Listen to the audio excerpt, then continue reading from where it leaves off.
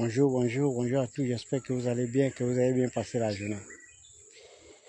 Je suis un Africain, un vrai Africain. Je suis né, j'ai grandi dans la nature. Voilà pourquoi je suis en harmonie avec la nature, justement. Encore, bonjour. Voyez-vous, hier, j'ai très mal dormi. Pour ne pas dire, j'ai même fait des cauchemars la nuit.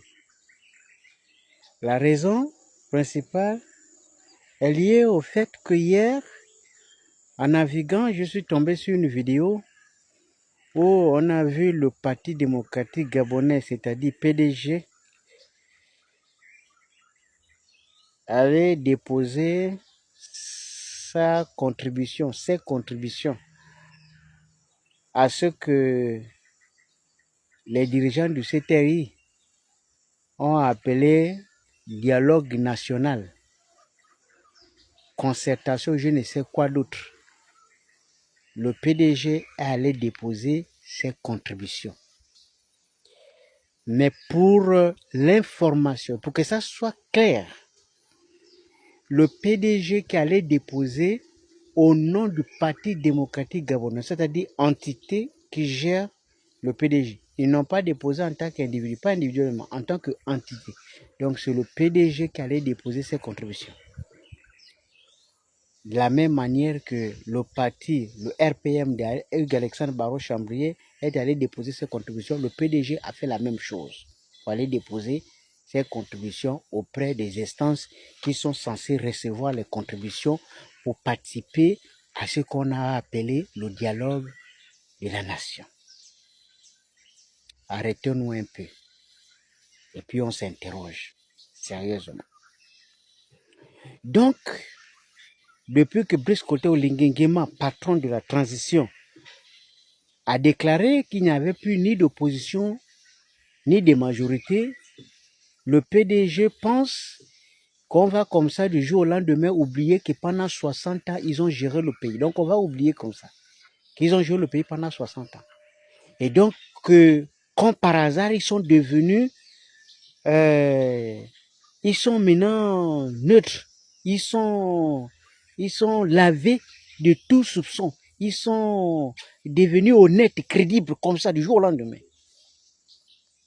Alors, si le PDG dépose ses contributions, puisque le CTRI et son patron, ils ont dit, on va mettre fin à la corruption, aux promotions coquins, ce qui n'est pas le cas jusqu'à présent, on va mettre fin à toutes sortes de malversations et de tout ce qu'on a connu. C'est ce que le CTRI a proposé, a promis au peuple gabonais.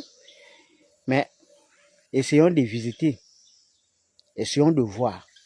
Le PDG est au pouvoir depuis presque 60 ans. Et donc, à 60 ans, pour ne pas revenir sur tout ce qui s'est passé, parce que depuis 60 ans, il y a des choses que moi, je ne maîtrise pas. Donc, je vais seulement prendre les 14 dernières années. C'est-à-dire que ce qu'on veut nous dire, c'est que le PDG qui a validé et nommé coordinateur général des affaires présidentielles, Noureddine Bongo Ndimba, un poste qu'ils ont créé de toutes pièces et qu'ils ont imposé au peuple gabonais et qu'ils ont rémunéré avec l'argent du contribuable à hauteur de combien de millions, personne ne sait. Ça, c'est la première chose.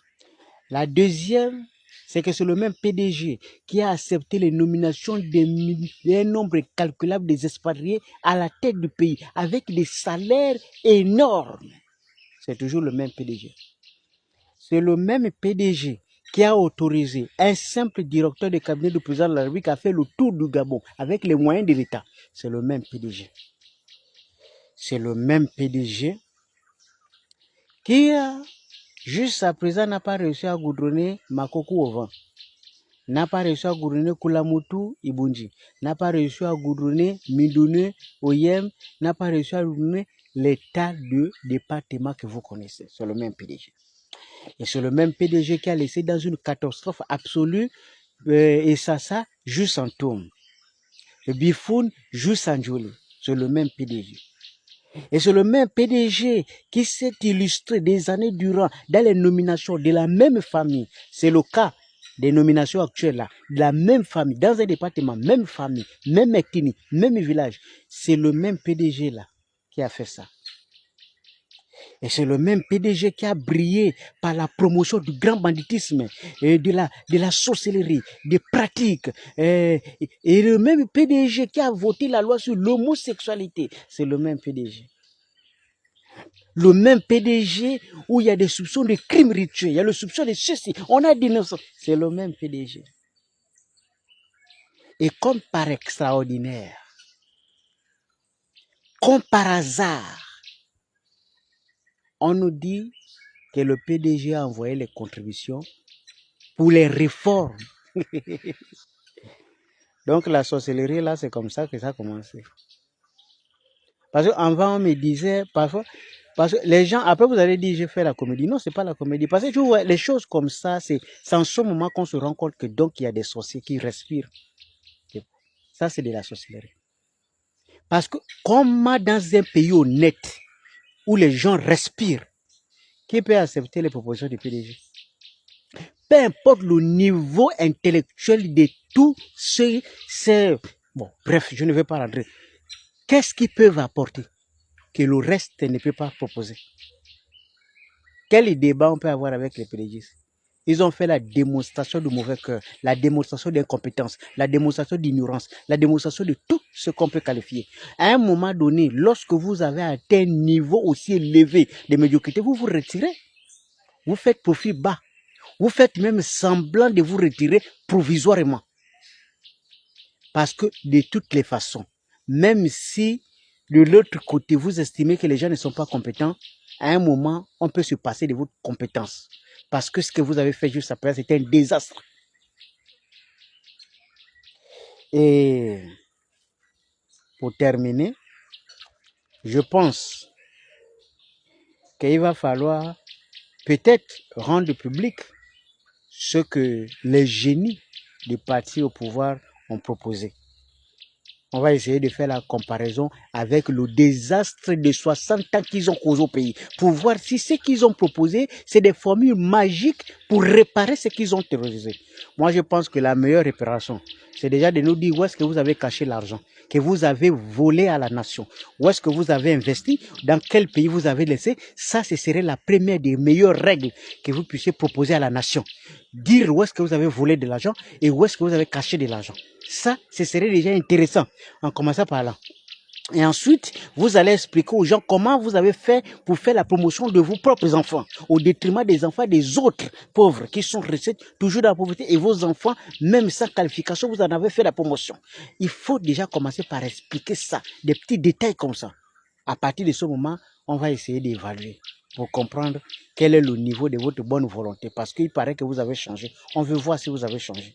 Rendez public d'abord les propositions du PDG. On va voir si ce qu'ils ont proposé, ça correspond. Parce qu'il y a des choses, si vous ne faites pas attention, ça ressemble à une humiliation. Même sur le plan national comme international, les gens peuvent prendre ça comme de l'amusement. Quand un PDG vient proposer des réformes sur la base des malheurs que eux-mêmes ils ont causés. Bon, bref.